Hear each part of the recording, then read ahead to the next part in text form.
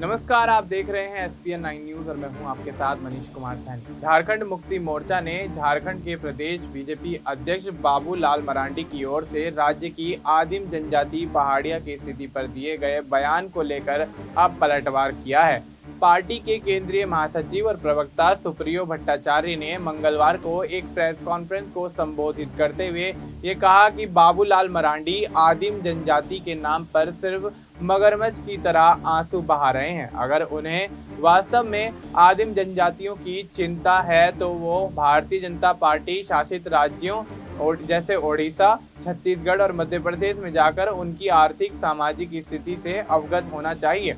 झारखंड मुक्ति मोर्चा के प्रवक्ता ने कहा कि मध्य प्रदेश से संबंध रखने वाले शिवराज सिंह चौहान झारखंड के चुनाव में बीजेपी के प्रभारी थे। उनके प्रदेश में कुल 18 आदिम जनजातियां हैं। बाबूलाल मरांडी शायद इन आदिम जनजातियों के नाम भी नहीं जानते होंगे। इसी तरह ओडिशा में 15 और छत्तीसगढ़ में 12 प्रकार की आदिम जनजातियां हैं। इनके बारे में भी बाबूलाल मरांडी को कोई जानकारी नहीं होगी। हम उन्हें बता देंगे कि इन प्रदेशों के किन अंचलों में आदिम जनजातियां रहती हैं और किस नाम से उन्हें पुकारा जाता है। वे इन प्रदेशों का दौरा कर उनकी सामाजिक, आर्थिक, शैक्षणिक और अन्य स्थितियों के साथ साथ उनके स्वास्थ्य और रोजगार की स्थिति का झारखंड से तुलनात्मक अध्ययन कर लें। उन्हें वास्तविकता का अंदाजा लग जाएगा। साथ ही सुप्रियो भट्टाचार्य ने यह भी कहा कि असम के सीएम हेमंत बिस्वा शर्मा चुनाव प्रचार के दौरान झारखंड के आदिवासियों के बीच धर्म के नाम पर भ्रम फैलाते हुए नजर आ रहे थे। उनके प्रदेश के चाय बागानों में काम करने वाले झारखंड के आदिवासियों को आज तक अनुसूचित जनजाति का दर्जा नहीं मिल पाया है। उन्होंने आगे ये भी कहा कि बाबूलाल मरांडी से मेरा सवाल है कि क्या उन्होंने असम के चाय बागानों में काम करने वाले आदिवासियों के हक के लिए कभी भी कोई आवाज उठाई है?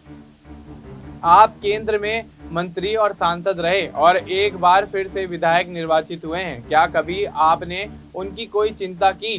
झारखंड मुक्ति मोर्चा के नेता ने आगे ये भी कहा कि झारखंड में शिबू सोरेन की पूर्व की सरकार और इसके बाद हेमंत सोरेन की सरकार ने पहाड़िया जनजाति के लोगों को सरकारी सेवा में सीधी नियुक्ति का नियम लागू किया है।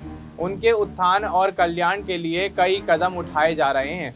इस चुनाव में आदिवासियों, मूलवासियों ने हमें भरपूर आशीर्वाद दिया है। उन्होंने बाहर के प्रदेश से आए उन तमाम नेताओं को करारा जवाब दिया जो आदिवासी बेटे हेमंत सोरेन की सरकार को अपदस्थ करने के लिए यहां आए थे।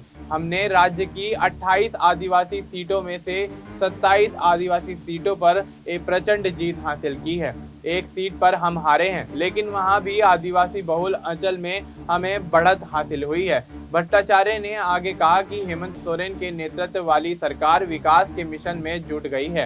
राज्य की लाखों महिलाओं के बैंक खाते में इस महीने की 11 तारीख को मैया सम्मान योजना के तहत 2500 रुपए की राशि भेज दी जाएगी। अब ऐसे में झारखंड सरकार और भारतीय जनता पार्टी के बीच तनातनी का माहौल दिखाई देने लगा है। अब देखना यही होगा कि झारखंड में और किस तरह से राजनीतिक रूप की ये लड़ाई आगे बढ़ती हुई नजर आती है और झारखंड मुक्ति मोर्चा और भारतीय जनता पार्टी के बीच आखिर और कौन कौन से मुद्दे यहाँ पर उठते हुए नजर आते हैं और किस तरह से भारतीय जनता पार्टी और जेएमएम एक दूसरे पर इन मामलों को लेकर वार पलटवार करते हुए दिखाई देंगे। फिलहाल आपको इस मुद्दे पर क्या कुछ लगता है? आप अपनी राय हमें कमेंट करके बता सकते हैं। बाकी देश और दुनिया से जुड़ी तमाम जानकारी के लिए आप देखते रहिए एसपीएन 9 न्यूज़।